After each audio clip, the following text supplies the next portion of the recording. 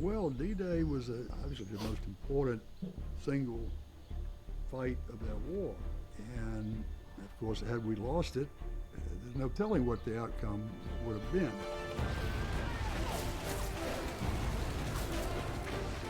Since the American entry into the war, American generals had been agitating for an opportunity to fight the Germans directly.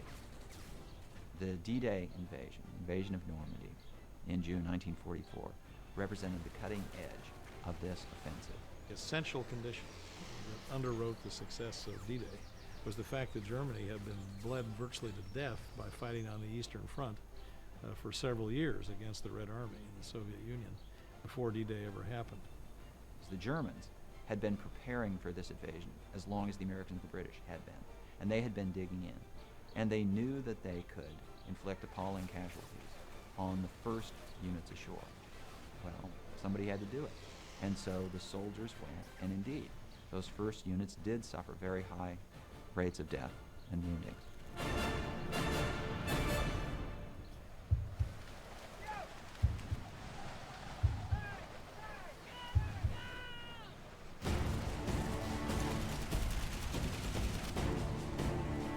There's one thing to go on a beach with the sand dunes. It's something else when you've got enemy on top of these bluffs.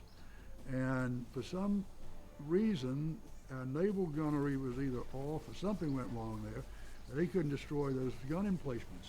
But eventually, the weight of the invasion took hold. The numbers of Americans, the numbers of craft, allowed the Americans and the British to establish a beachhead. And once they established a beachhead, then they could bring more and more soldiers and equipment ashore. One thing I don't think either the Japanese or the Germans really counted on was what it meant to come up against a massive capitalist industrial power.